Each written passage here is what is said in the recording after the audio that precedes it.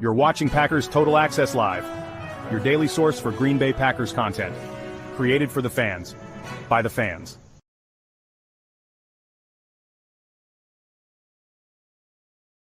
All right, what's up, guys? Welcome into Packers Total Access. My name is Clayton. You can check us out on Packernet.com. Find me on Twitter at Packers_access. Email us, PackersTotalAccess@gmail.com. You can text us 865-658-5824. Joined alongside Emilio in Tennessee, here to talk Packers 49ers as it is Friday evening, November the 22nd, and got some huge injury news that dropped earlier today. We kind of talked about it a little bit last night.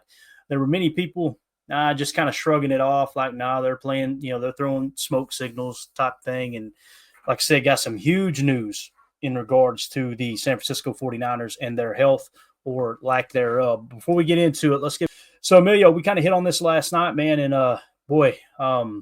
Brock Purdy, Nick Bosa, both on the injury list as well as Trent Williams. Yep. And, you're kind of going, you might have one of those guys sit out, but they're, there's not going to be two of them missed, right? Well, we had the breaking news earlier today, actually just not too long ago.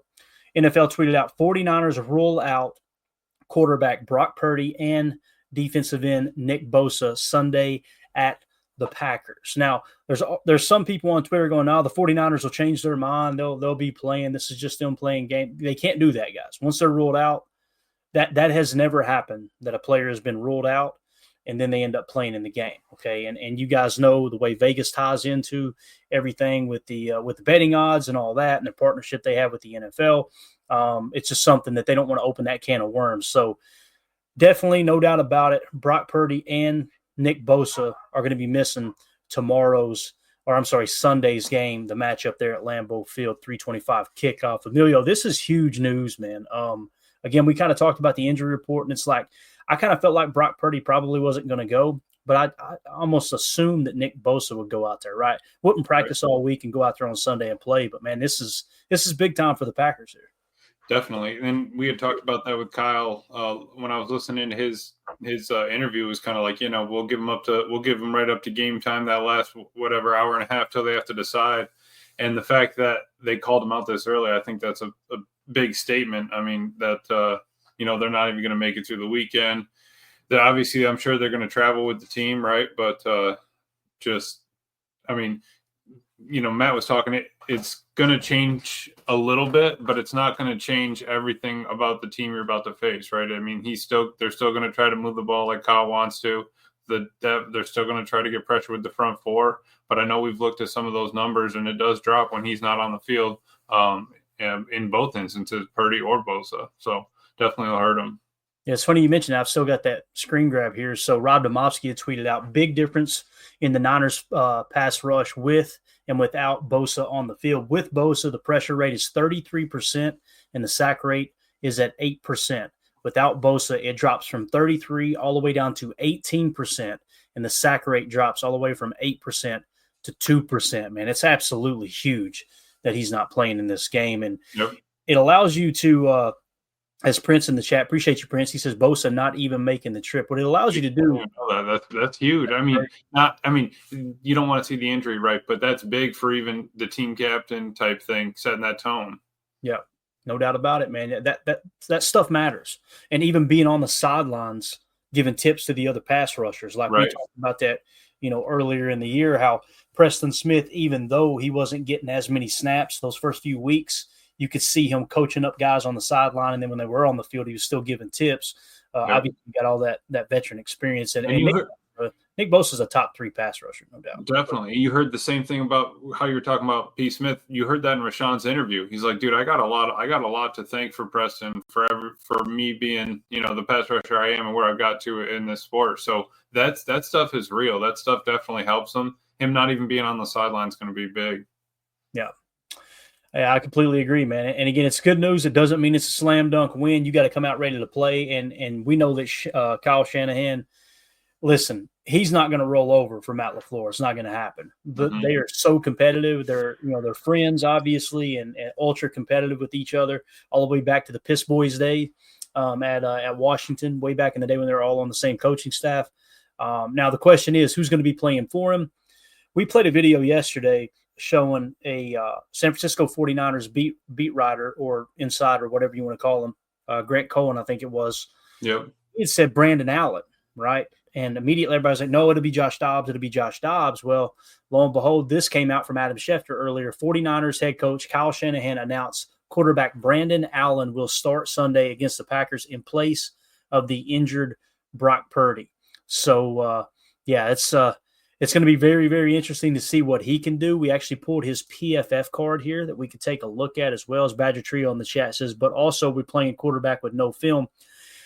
Quarterback with no film, to me, Badger Trio, honestly, that's not that big of a deal because they're looking to attack the same space that any quarterback is, right?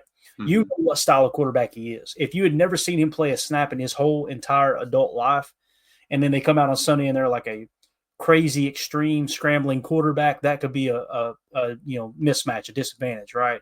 But in this case, you know how Kyle's going to try to attack the defense, the same way that the Packers are going to try to attack San Francisco 49ers defense, seeing that they're both schematically very, very similar to one another. But do you know anything about Brandon Allen before we pull this card here, Emilio? Because I honestly didn't. No, I'm clueless on where we're at with him. All right, well, let's take a look real quick. His PFF career grades here. Let me drop that down. So Brandon Allen, 6'2", 209. He came out of Arkansas. Was drafted in 2016, so this is his 5th year in the league. He was a 6th-round pick 201, all right? And so 2019 PFF grade, 48.7. 2020, 56.5. 2021, 42.3. In 2022 for Cincinnati, only 12 snaps, but he jumped to a 74.9. And then this year, he's only had 1 snap. PFF grade is 60. Obviously didn't really do anything Here's the there. guy. And that one snap came with the New York Jets. So, again, if he was a good quarterback up to this point, he'd be on a roster somewhere starting, okay? That doesn't mean that Shanahan can't put together a game plan to just allow him to lean on the run, right? It's going to come back to what we talked about, even if Brock Purdy played with a bum shoulder, Emilio. You got to stop the run, man. Yep. Yeah, and I mean, that's the problem is Kyle still going to try to want to work the middle of the field, right? That's where Brock Purdy wants to look. He's still going to try to get that play action pass. I think they're going to want to lean on Christian McCaffrey, but he's coming off a rough game. If their tackle's out, I know, he's probably on veteran rest, but that could be an issue too. Snap count, different, holder, fumbled exchanges, all those things could be a potential issue. But yeah, I think we got to run and we have to stop their run. And that's what it's going to come down to. And I was listening to Coach before this, and they were talking about how, or Michael Lombardi was saying how everyone talks about, you need to get out you need to pound the run to, set up the pass or set up the pass to get your run game going. He goes, why don't you just pound out a lead and then that'll set up the rest of your game for you. So, hammer a lead, create that lead, and then the rest of the game will sort of fall into place. And Bill was saying, you get yourself ahead at half, you put yourself in a lot better position to then be ahead at the end of the third, which in turn you're ahead at the end of the fourth. So, just keep your head down, keep moving. Doesn't matter who's out there. Just look at the helmets and numbers and play football. That's it, man. And again, I don't think that NFL players go out there. Maybe the elite of the elite think a little bit like this, but I don't think there are many players in the league at all that go out there thinking, this guy's bad at football. They're all have this mutual respect. Like, you can't be bad at football and make it to the National Football League. You just can't. Now, Some are better than others. There's no two ways about it. But again, if you draw up a perfect scheme, you can do some damage. So I'm hoping they come out and blank the 49ers, right? But the reality is those guys are going to be up for this game too. There's not been a Kyle Shanahan team that's fell flat very often. Now, they do have some reverse momentum going right now with the way they lost that last game. And then obviously they lose their starting quarterback. They lose their best player on their roster, let alone the best player on their defense, right? And then like Coach Lynn mentioned here in the chat, Trent Williams probably out. Also, he is questionable officially, and we'll pull up that entire injury report here in a second. But again, Brandon Allen is going to get the game ball tomorrow. He's going to go out there and try to, Sunday. I keep saying tomorrow, man. I can't wait for it to get here. I'm just going to skip a day. Right. Do you think they made that call about Purdy and Bosa just because of where they kind of were earlier walking the line with Christian? earlier in the year? Do you think that they were like, all right, if they're really not going to play, like we can't walk this up to the line? That's a great point, man. Because are you saying like suggesting maybe the league push back on them a little bit, like, hey, look, let's get our If the league pushed back on them, or them saying, hey, we walked it a little close on that last one, they were breathing down our necks kind of thing. Maybe we should adjust. It's funny you mentioned that because I forgot about that. I would say that probably did play a little bit of a role, to be honest with you, man. I could see that being the case. And especially in like two profiles, so your quarterback and your star DN, like you can't walk that line 3 times in a year sort of thing. Yeah, and again, guys, we'll show you the line here just to confirm in a second, but this is so big that it went from, and I pointed this out, earlier in the week, a guy said the line suggests that Brock Purdy's playing, and I responded and said the line has moved 1.5 points. So as if he's not playing. Well, when we did the morning show, we were 3-point favorites. Now we're 5.5-point favorites. That's how much the line has moved. Now, was it more Brock Purdy than Nick Bosa or vice versa? Who knows? But regardless, pretty huge swing there. Badger Trio says in the chat, if we can head into Detroit for Thursday Night Football in 2 weeks, 9-3, I'll be happy. I agree, man. That would be huge, Emilio, to go into Thursday Night Football 2 weeks from now and be sitting at 9-3. You got a legit shot at number one seed if for some reason Detroit was to slip up. Now, it's going to take some major injuries and something going really, really wrong, I think, for Detroit to slip up because they got that train a humming right now, bro. Yeah. Oh no, Vita kicked in for Detroit, man. You know what I'm saying? They've been letting it rip. But what I was thinking was we have 2 Thursday night games back to back, and this is just our first of 2 games in 5 days. So you know how like Matt was probably practicing for San Fran and saying, all right, this concept's still going to work against Miami. This is still going to be something that we can use in a couple days, just so that they're not flattened out. I think that would also help if we get out to a lead. We can kind of rotate everybody, keep snap counts where we need them to be if we get ourselves in that sort of pickle. But, that would be absolutely perfect if we could get to Detroit at 9-3, man. We make it a battle. Because at that point, you don't know where the Vikings are either. So, yeah, absolutely. All right. Let's see here. Number one Packer fan says, hopefully the Pack prepares if nobody is missing. They will. Listen, Matt LaFleur isn't going to that meeting room going, guys, hey, listen, we're good to go. Purdy ain't playing. Bosa ain't playing. We're going to win this game. I promise you he's not doing that. Yeah, I guarantee you he's highlighting exactly how they're going to shift the focus on offense and if I were them on defense, I wouldn't try to manufacture pressure. I would stick with the 4-man rush and put more in coverage, right?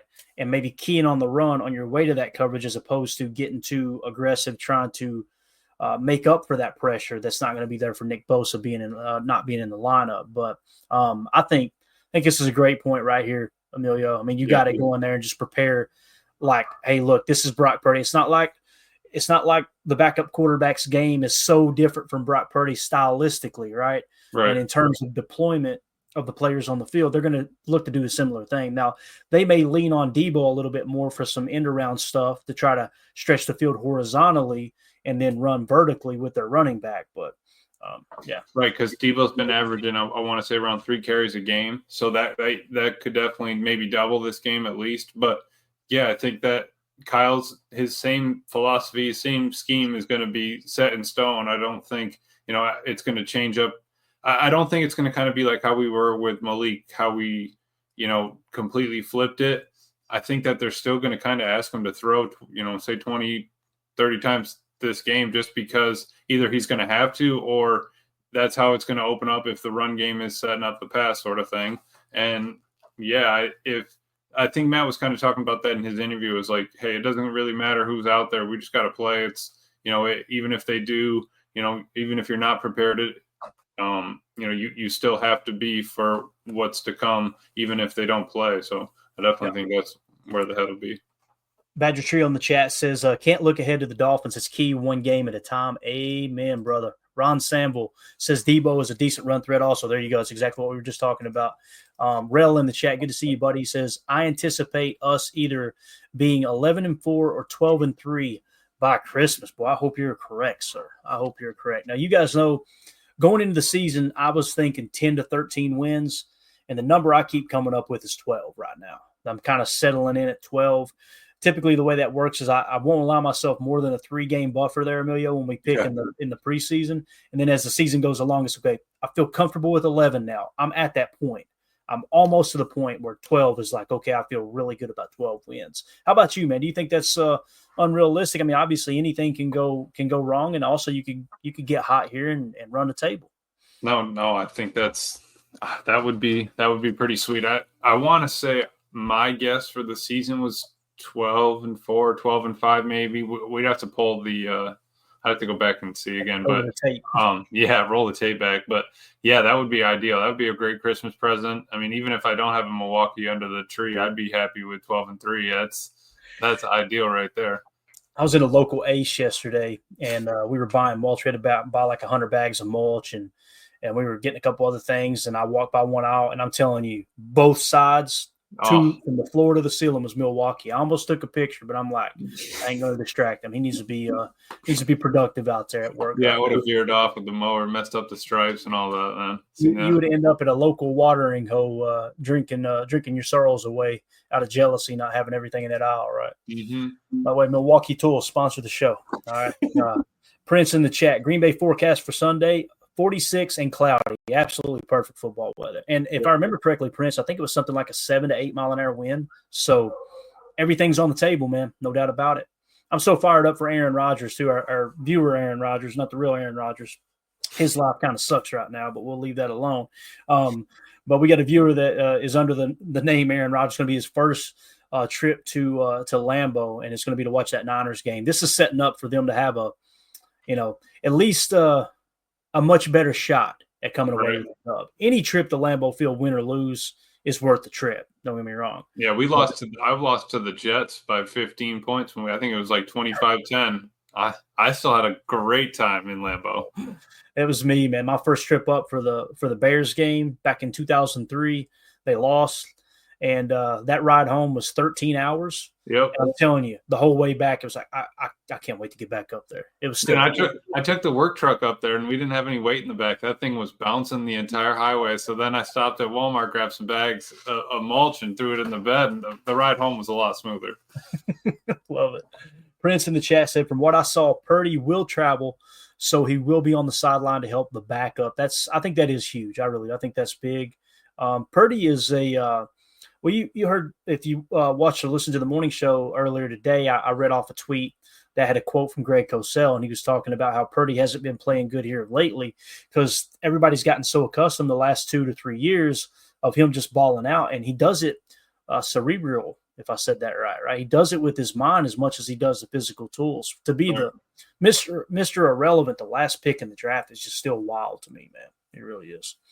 So, but I mean, everyone says he wasn't able to do it, so maybe, or doesn't have the skills, or maybe Brandon Allen doesn't have the skills, and he can still do the same thing. But we'll see if it's the offense, I guess. Yeah, Ben Holden said I need to throw some junk in the trunk. United Bates says Emilio has Purdy lips. Eric, probably. Eric definitely would say something like that. Hopefully Eric's doing well. Hope the boy's doing good. I know he's been taking care of some family stuff. Eric Sutherland, one of the greats in here in the chat. You can never read the chat live on the air, but man, he provides the entertainment, no doubt about it. So here's the latest PFF preview, and they're calling for, actually, this is saying 37 degrees and overcast. Maybe something changed. I'm going to check the app because my weather forecast was much like the what we just heard a second ago. Yeah, on mine, it's still showing 46 and cloudy. So anyway, ignore that here on PFF. But as far as the point spread, and you can kind of see where the market was. The market opened up at 2.5, and then it dropped to 2, meaning the Packers were 2 point. So they went from 2.5 point favorites to 2 point favorites, which means probably had some money come in on the Packers, right? And that dropped that number a little bit. Yep. All of a sudden, you started hearing the rumors. It went from 2 to 2.5 when we heard about Purdy's shoulder being sore, and then it dropped all the way down to 3 when he started practice yesterday, and then had to sit out the rest of practice. And then today, when the news dropped, you went from 3.5 all the way down to the current line of 5.5. Now, if you look, PFF still has the number at minus 2.6, so they've got it much closer. And you'll see they've got a 2% value chart here on taking San Francisco plus the points. It's kind of going with what we're saying here. Don't count your chickens before they hatch. It's still going to be a tough battle, no doubt. That's still a really good football team. I don't care how wounded they are. As far as the spread there, like I said, the 5.5 we talked about, it's an even -110 for each. PFF projection here now has it at 4.6. Okay, as we're over there, they were showing it at 2.6. So maybe that hasn't been updated yet. So if their PFF projection is the Packers as 4.6 point favorites, that's really interesting. Now they're saying the cover probability for that plus 4.6 for the Niners is at 53.9%. As far as the money, 64% of the cash is on the Niners plus 5.5. 76% of the tickets or the overall bets is on the Niners at plus 5.5. So the public is all over that plus 5.5. So again, I hope we boat race them, but everything we're looking at suggests it's going to be closer than we may or may not think there with Brock Purdy and Nick Bosa being out. Now, as far as the money line, the market just winning outright, the juice is obviously on San Francisco at a plus 198. The Packers are at minus 242. That's a good sign there. And then when it comes to just the overall money line, 61% of the cash is on Green Bay to win outright, 50% of the tickets. It's split right down the middle on tickets. So tells you that the sharps are on Green Bay to win outright, and they're on San Francisco to cover there at that plus 5.5. So that's going to be everybody on the spread, Clayton, trying to cover for pat you San on Fran. the butt and you poop my hand. So exactly. You never want to pat somebody on the butt so they can poop in your hand. Never. And also we were talking about going to Lambeau Field, and Aaron Rodgers himself popped in the chat, said, "Sup, fellas, one more sleep. LFG, go Pack, go, man." That's it. That's all it's all about, man. Wait till you walk in. Wait till you just – all right, so you get inside the stadium, right? And that first off, when you see it up close, get the chills. Walk in, get the chills. Once you break that threshold and get out of the darkness of the atrium and then into the stadium, unreal, man. Absolutely unreal. Do yourself a favor. Don't go to concessions first. As soon as you walk through the atrium, okay? Yep. Go on through the atrium. It might be a little crowded. That's okay. Go through the atrium and just appreciate the fact that they've got the lines painted in the atrium floor. And what they've done with that, pterodactyl out of here, right? What they've done with that is as you walk in, you can look down and it might show 20-yard line, and it looks like a football grid, like a football field. You're actually standing horizontal with the 20-yard line on the field. So if you go through those gates out the atrium, as soon as you clear those gates, don't do anything else. Go straight to the first breezeway. Yes. Get a glance at that. It's just unbelievable. That feeling. Yeah. Once you see that, once it lights back up, man, it's crazy. Yeah. My favorite part of the game that me and Jacob and Justin and the gang went to was hands down watching Jacob's reaction when he had never had access to the loft. And, we had gotten tickets in the box, in the suites. And one of the perks is you got separate concessions that are really, really nice. It's much like what we experienced at Tennessee with the Titans game. I got you. Yep. It's almost like a VIP version of getting tickets, but you also get access to the loft. So if you're standing at the very top of Lambeau Field, underneath the scoreboard, right, I want to say it's the north end zone, there's what they call the loft. They got a concession stand and drinks up there as well. It's mainly just drinks up there, but it is just at the very top roof level of Lambeau. You can hang out there and watch the whole game if you want to. You can go up there for pregame. We always like to go up and watch the flyovers up there. Man, it's just absolutely awesome. It's so cool. But seeing Jacob's reaction made the whole trip for me. Man. I bet my reaction would be just the same because I was in the bowl. I was row like 2 or 3, I think, Packers side on like the 15 or 20. So I was definitely down in close. Definitely need to make it back. Yeah, definitely. Nice. There we go. I'm going to record my reaction and I'll upload it to Twitter. Please do that, man. It's going to be awesome. It's going to be absolutely awesome. And looks like he's in row 45. There you go. Good stuff. Nice. If you shed a tear, it's okay. Yeah, don't worry about it. No one's man card will be revoked shedding a tear at Lambeau Field for the first time.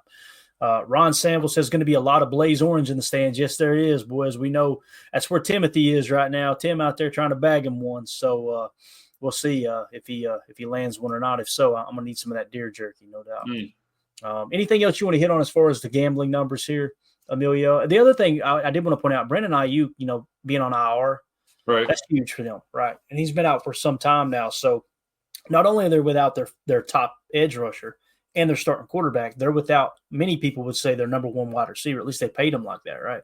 Exactly. And he was the one holding out. I mean, and honestly, he got paid, right? Because if he didn't hold out, what if he got hurt, didn't get paid? I mean, that's the battle that they're fighting. So, tough that he did get that injury, but yeah, you lose your top guy like that. Christian McCaffrey just coming back from injury. He's still trying to get going. Everything's still kind of out of whack. And like you said, lose your quarterback. You're disheveled. You still have George Kittle, though. You still got Debo. You still have players that can make plays on the field. We can't take it lightly, even though they lost their quarterback. We played with Malik, and he's undefeated except for that one play in the Eagles. So, yep. Good point. If you guys would take a quick second, hit that like button for us here on YouTube. We appreciate you making us a part of your Friday evening as we're getting set for an awesome weekend of football. I know we're going to have tomorrow Notre Dame, and I think it's Army at Yankee Stadium. If you guys didn't watch the Northwestern game last week where they played at Wrigley, it was just unbelievable, man. It's going to be a lot of fun. There's a chance for some rain up there, I think. But tomorrow, college football galore. Obviously, you got Indiana, who just came out of nowhere this year to be ranked in the top 10. They're playing Ohio State at Ohio State. That's going to be a lot of fun. And then, obviously, we got the Packers 49ers this weekend. It's just going to be a glorious weekend. That Indiana-Ohio State game is going to be big. Yeah, it is, man. Because, listen, many people were talking like, man, what if they beat them? What if they beat? And what I'm seeing from Ohio State fans is we're just going to smack them in the mouth. And Ty Schmidt said it on the Pat McAfee show earlier today. He was like, it's not going to be anything in between. Indiana wins or Ohio State blows them out is what people were saying. Really? That's crazy. It's going to be interesting. I'm not sure who the other – I forget his name. The other guy that hops on with DJ and Buck on their Move the Sticks podcast where they always draft like the rookies and stuff. So like they had the thing where they draft the rookies. Dude is always wearing Indiana gear. He hasn't taken it off all year, being 9-0 now. So it's going to be big, man. Definitely. All right, so we've hit on the 49ers injury situation pretty handily here. Let's jump over to the Packers side. We got a little bit of bad news here. Rob Domofsky tweeted out earlier today, only 2 Friday players that did not participate. That's Jair Alexander with the knee and Edgerrin Cooper with the hamstring. He quote tweeted that 2 hours later and said, Edgerrin Cooper will be ruled out for this week. LaFleur tells reporters just now, but doesn't think it will be long-term. Also doesn't think Alexander will need to go on IR. So my guess is, seeing that you don't think Jair, you don't think he's going to go on IR, that tells me he's not going to play either, right? Because if you're even, 2% questioning putting him on IR, he is not going to play on Sunday. So, when it comes down to here is you're going to be without Edgerrin Cooper and without Jair Alexander, it sounds like. And I'm okay with that. That's a pretty decent trade-off for Brock Purdy and Nick Bosa. Mm-hmm. I think that's totally fair. I honestly didn't even look at it like that. That is a great trade-off. I was looking at it as the fact of you might as well just chalk them both up to being ready to play for Detroit and you just count them out, put them on the injury list for the next 2 weeks, be ready for the next Thursday night game in Detroit. But I'm fine with it if they can come back healthy and play. Coop came back from something earlier. Jair, I just hope that he gets better so that, if he can stay healthy once he comes back through our whatever run we have, I'd be happy. I wouldn't be happy about the early, misses, but break back to 50% hopefully on playing your games and we'd be all right. But yeah, no, that's a good trade-off. Yeah, I'm feeling good about it. And again, make sure those guys get healthy, especially Edgerrin Cooper. That sounded really bad. I'm not saying that we don't care about Jair. It's just Jair's a veteran. He knows how to handle things. We know he's gonna play it cautiously anyway. Edgerrin Cooper comes across as that hair on fire guy that if the training staff don't protect him, he's liable to go out there and play when he shouldn't. And right. They need to reel him in because he's probably not going to do it himself. And Keyshawn was talking about how he's, or he made a joke about, checking on Jair, but not like that. He's like, but mentally I'll check on him, and make sure he's okay. Physically, there's not much he can, do by that, but that's all it is, get past the mental hurdles and don't let it take you down. Yeah, definitely. So when we look at the entire injury report, Jair Alexander's already ruled out. So there you go. I was thinking that I'd heard that, but I wasn't 100% sure. Edgerrin Cooper ruled out. Kenny Clark's good to go. Josh Jacobs, Elton Jenkins, Josh Myers, Rasheed Walker, and Evan Williams were all full participation and good to go. Josh Jacobs was limited, but he's good to go. No game status applied here. Kobe Wooden is questionable. I would say they'll probably sit him out another week would be my guess. Now, when you jump on the San Francisco side, Tatum Bethune, linebacker, out. Nick Bosa, edge rusher, out. Jacob Cowing, wide receiver with a concussion, out. John Feliciano, questionable. He's their center. Defensive tackle Kevin Givens with the groin injury. He is now officially listed as out. George Kittle, Christian McCaffrey, both full participation, so they will play unless something happens really, really strange between now and Sunday. So they are going to have arguably their two best offensive players out there, right? Brock Purdy, we talked about, is out. Charvarius Ward, the personal matter, he had suffered a loss in the family. Thoughts and prayers go out to him, obviously, first and foremost. So evidently he's going to miss the game for that reason. And again, it's just a tough situation. I won't get into all the details because I don't have all the details and I don't want to speculate on anything like that. Just know that it was a pretty heavy loss in his family there. And then Trent Williams with the ankle did not participate on Friday. He is listed as questionable. So there's a decent chance, like Coach Lynn said, that Trent Williams might not play here with the ankle too, Emilio. Yeah, and not having him on your blind side is going to be a problem for a new quarterback stepping into this offense. That's just a tough injury report to see for San Francisco, right? I mean, it's just not going their way. They just have had bad breaks all season. This is another one, man. You're losing guys on both sides of the ball. It's not even like one side's getting hurt more than the other. It's like a plethora on both. And like you said, you already have Ayuk on IR and all that. So yeah, tough. It is. It is tough. But that's football, man. I mean, I know a lot of fans were laughing at us because of the bad break we had early in the year with Jordan Love tearing the MCL and or spraining the MCL, I should say. Right. There's no fan base is feeling sorry for anybody right now. It's just, this is the NFL. This is what happens every single year. Ron Samble in the chat said, does Hafley get heavy with the rush or be too worried about the run? I hope he's worried about the run. I hope we first and foremost focus on stopping the run, Emilio, and make the backup quarterback beat you. Period. Case closed. I don't know how you feel about that. I'm not interested in heating him up. I'm interested in making him throw the ball. Let him throw the ball into our secondary with 7 in the coverage and make damn sure that you're containing the run because they do have a stud at running back. I'm sure we'll hit on that here in a second. Yeah, I think that Hafley, and we looked at it, he's not blitzing a bunch, right? We don't bring a bunch of 5, 6, 7, 8 guys. I think we just stick to what we know.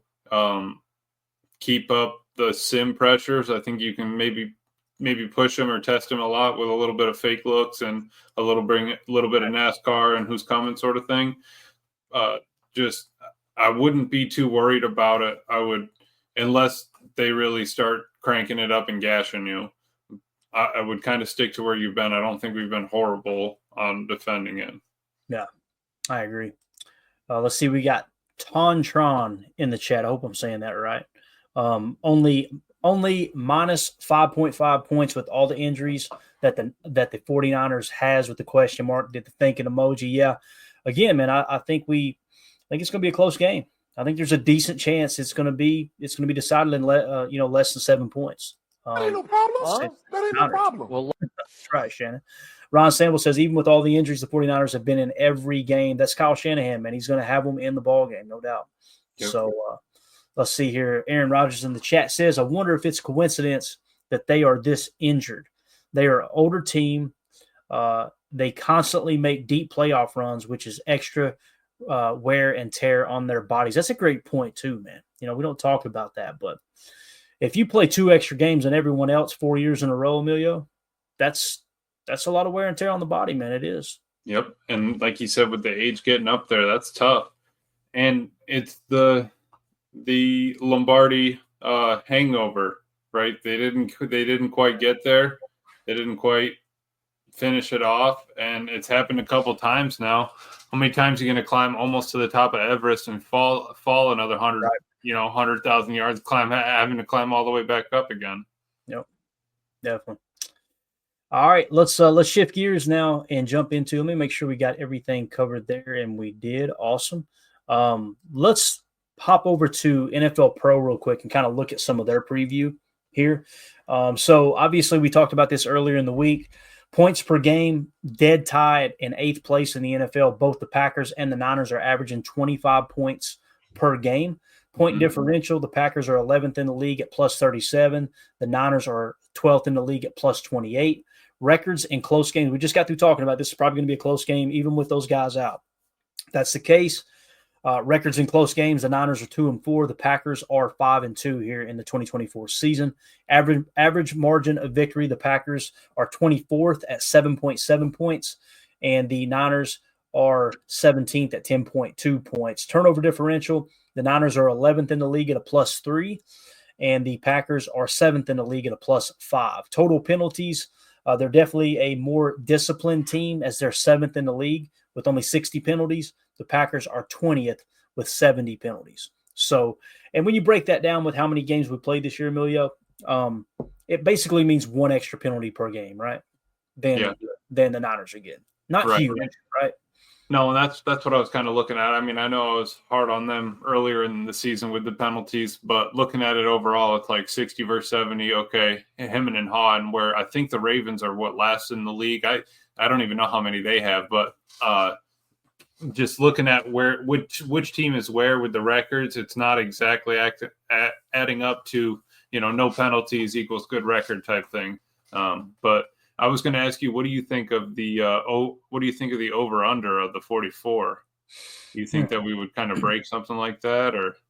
Yeah, it's interesting. Especially with the new quarterback, if McCaffrey's still not there. To me, it kind of feels like if the Niners are going to win this game, their defense is going to have to show up big, and they're going to have to lean on the run. That would suggest it being a lower scoring game, right? I heard some people throwing out the number 34-27 would be a final score. Now, that was before all the injuries. So, obviously, that would blow the over out of the water. I would probably go under here, to be honest with you. Yeah. Just because, I mean, like we talked about, Trent Williams being banged up too. I think it's a situation too that if we jump up to a 6-point lead, a 10-point lead, whatever, I don't think Matt's going to just keep throwing the ball over the yard. He'll probably press into the run a little bit in that regard. Mm-hmm. He tends to do that and catches hell for it. But the problem is he won't stay with the run when it's working and you're losing by 3, right? It's like you're on it too quick. So I would probably say it's tough, but I would probably say under. How do you feel about it? I was leaning towards under too, just because Matt when he was talking, he was saying, telling the interviewers or whatever, and also Halfley, hey, we keep a team under 20 points, we should win that game. I think that's where we're going to keep him. I think if we can keep him under 20 points, give him a touchdown, or maybe McCaffrey runs 1 or 2 in. McCaffrey gets 1, Kittle or Debo gets 1, and then 2 field goals. Mm-hmm. I'd be perfectly fine with that. We're doing all we need to do. Jordan get us 3 touchdowns, and we're off to the races. That's all we need. So I think that I would still put us at under 44 with that, though. Yeah. Coach Lynn in the chat said 49ers beat up from 2 Super Bowl runs, and he went on to say window closed. Could be, man. And that I know that like you were talking about earlier, Emilio, that Super Bowl hangover is a real thing, man. Yeah, that's a real thing. I mean, look at the Bengals. Bengals haven't been the same since. Everybody was like, this team is young and set to be a dynasty, and then lo and behold, they haven't sniffed the Super Bowl since, have they? So that stuff matters, man. It really does. Daryl in the chat, Packers are better. They've been getting better and better each season. Thank God most of them ain't duds. Have been watching them get better. They're definitely a young team ascending. I think that they haven't played their best football this year, and the fact that you're sitting at 7-3, the That's why I can't relate to the fans that are pissed off about this 7-3 record. I don't get it, But I agree with you, Daryl, for sure. Let's see here. From the tribe was saying, yeah, I definitely believe that San Fran's window's closed. Plus, the NFC's getting stronger and stronger. That's true. It seems like that's where the Lions climbing, man. There's you got a division, our division, right, Clayton, with 3 teams over 7 wins. That's out of hand. It's never anything in between. It's always we've either got the worst division or we've got the best. You know what I mean? It's the Lions, though. Listen, they piss me off bad, but there's not a fan in the league that would. I mean, if you said, all right, you could pick any team in the league to model your team after as far as how it's built. Yeah, I guarantee you many people are picking the Lions over the Chiefs because the Lions are they're that team that they're built for the playoffs. They'll come out and smack you in the damn mouth in both trenches, right? They got one of the best offensive lines in the league. They got playmakers everywhere, one of the best wide receiver cores. Their defense is stout. It's just all the way across the board, man. It was either Greg Cosell or Michael Lombardi. They were saying the Lions don't play down to their competition. They set the level. You know what I mean? So that's why they gave Jacksonville the worst loss of their franchise history, right? 52-6 or whatever it was. Like, that's brutal. And that's catching a buzzsaw right there. But if we can play them tight like we did the first time, we have a chance 2 Thursdays from now, but we have to get through these 2 games first. Yeah. All right, so let's look at the team preview here, okay, according to NFL Pro, powered by Next Gen Stats. Let's start with the 49ers offense against the Packers defense, okay? Overall passing efficiency, they are number 6 in the league. Now, obviously, this is with Brock Purdy, so you got to throw some of this out the window. They're 6th in the league. The Packers' passing defensive efficiency, they're number 9. So that gave the slot advantage to the Niners. My guess is now, Emilio, we probably got a 2-star advantage there. At least a 1-star advantage, probably a 2. So obviously it hasn't been updated since the information has come out.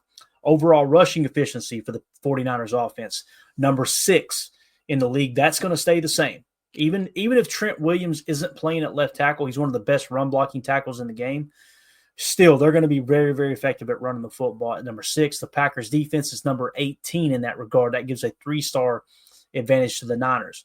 In terms of pressure rate, the 49ers offense, 24th in handling pressure. The Packers defense, 26th in creating pressure. So that's somewhat of a push there. Mm-hmm. They don't handle the pressure well. I can't imagine they're going to handle it any better with the backup quarterback playing. But the Packers defense, obviously nothing to write home about there. They're saying no advantage there. So in my opinion, you tell me if you disagree, I would give the overall passing efficiency in terms of the 49ers offense versus the Packers defense. I would give a slight edge to the Packers defense now that Brock Purdy isn't playing. Do you agree with that or no? I would as well, yeah. The only thing that's going to add to it is getting Christian more involved for them, Christian McCaffrey, more running back passes and things like that. But it's going to be tougher to kind of push the ball down the field with the new quarterback. Yeah. And again, the overall rushing efficiency there, if we jump out to a big lead, right? Or any lead at all, right out of the game. Yeah, you could eliminate it, right? Last week, Matt was going to defer to the second half. This week, I think he's probably taking that football. I could be wrong.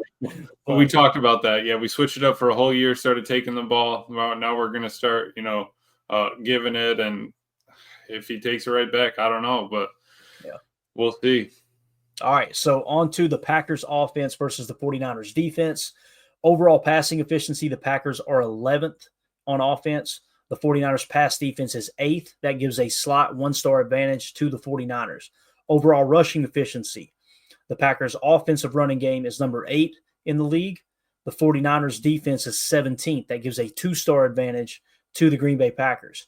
Pressure rate, the Packers offense is 10th in the league as far as handling pressure rate, and the 49ers defense is 12th in applying it. That gives a 2-star advantage to the Packers as well. So essentially what you come up with is 1 in favor of the Packers against the 49ers offense, 1 in favor of the 49ers, and 1 no advantage. So it's kind of a push there.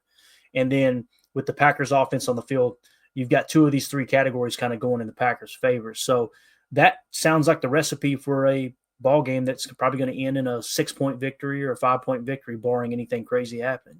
Definitely. The only thing I would ask you is with the overall passing efficiency and the pressure rate, and I guess the rushing, do any of those take a hit for San Fran with a Bosa out? Like, are they looking at it? I'm so glad you pointed that out. That's huge. Yes, hell yes, it does. We talked about the numbers, right? So maybe put overall passing efficiency to a push, right? Pressure rate, we might get an extra star there.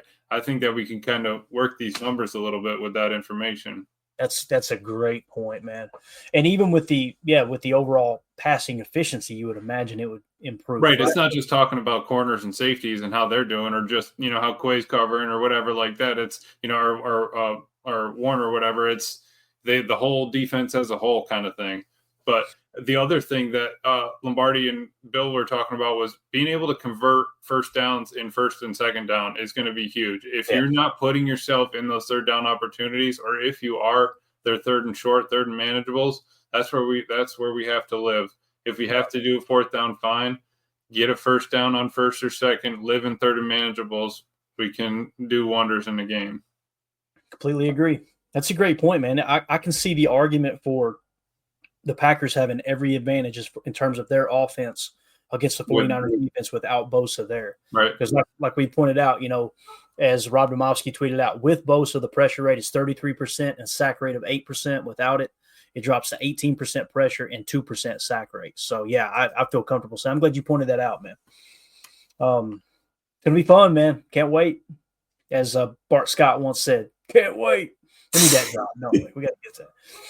Anything else you want to hit on before we wrap up, man? I don't think we should drag us out too long unless you got something you want to talk about. Anything that you feel like we need to hit before we wrap up here, man? No, I don't think so. It's it's just time for them to show up, right? We got to win out of Chicago, come back home, get a W at home in Lambeau. Got to protect Lambeau, and then Thanksgiving, get that turkey leg for Jordan Love. That's where we're heading. But it's going to be 1 week at a time. It's going to be a quick week, quick turnaround, but we can't go lightly into this. And this is where all our games start switching up times too. We had a bunch of early games.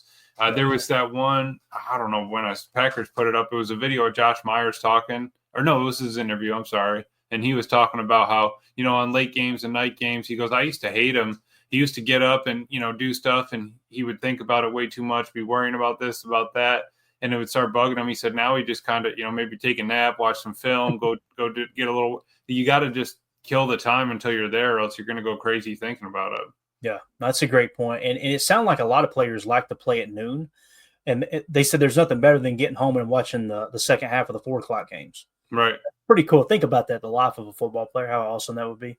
Like, I used to think about that when Favre was in Green Bay, when I first became a fan of the Packers back in the early 2000s. It's like, imagine playing a game at Lambeau Field, getting a dub, doing a quick presser, and then going home, kicking back on the couch, icing the knee down, and watching some football. It'd be awesome, man. Yep. What do you got there? And Bates saying here, this is what I was just talking about, big primetime stretch coming up. That's true, man. If you don't have YouTube TV, you're basically in the clear right now here. The only way you're going to, you know what I'm saying? The only one you might have a problem with is the end of the season, week 17 and 18, Vikings-Bears. But for right now, man, let it ride till Christmas. Yeah. And what they're pointing out here, Niners 3:25 kickoff this Sunday. Then we're going Thursday night on NBC against the Dolphins at Lambeau Field on Thanksgiving night. Going to be awesome. At the Lions Thursday night on December the 5th. That's going to be on Amazon Prime. And then back on Sunday night at the Seahawks for Sunday Night Football on NBC. And then the following week, we got the Saints coming to Lambeau for Monday Night Football. I'm really excited for Peyton and Eli there. Oh yeah, that's going to do it then. Do they still do it that late in the season? They still do it, but it's like every now and again you'll get a week where it's like it's not on. I'm like, what the hell happened? So I think they may have they can choose. Yeah, exactly. And they may take the Saints night off. Who knows? Right. And I don't know they turned Taysom Hill loose last week, so that's true. You never know, man. That's a wild card there. So. And then Vikings there, week 17 at 1 o'clock, and then we don't know on the Bears for week 18 yet. Yeah, they're gonna potentially flex that. I don't know, man. We'll see how the playoffs look, and obviously the Bears are going to pretty much be out of it, I would imagine. But man, what a way to wrap up the season. What if it is something like, hey, you got an opportunity to climb from the number 6 seed to the 5 seed if you beat the Bears at Lambeau Field Week 18 and it colder than a well digger's rear end. Man, that's going to be absolutely awesome. They're gonna be looking How's around. Brett Favre doing here? I'm in town to play the Dolphins, you dumbass. That's right. We're going to be hitting that draft next week. I promise you. We'll burn it up, man. All right, guys, that's going to do it. Appreciate everybody hanging out in here. The chat was on fire tonight. You guys and gals are awesome. If you would, hit that like button for us before you get out of here. And we will be back tomorrow morning for Good Morning Lambeau. We'll probably lay out the entire slate of games for this weekend coming up and kind of give you guys a little bit of an idea of playoff implications in that regard. And we'll also dive into some of these insights and keys to the game that we didn't get a chance to hit on that are attached here to NFL Pro. So, Emilio, thank you for your time, man. Appreciate you carving it out this evening and hopping on, bud. Dude, always, man. Love it. Go Pack. Help me out here if you can. Oh, see, Tim would have been ready with that. For those of you listening on the pod, thank you for making us a part of your day. As always, let's go out and be the change we want to see in the world. Go Pack, go.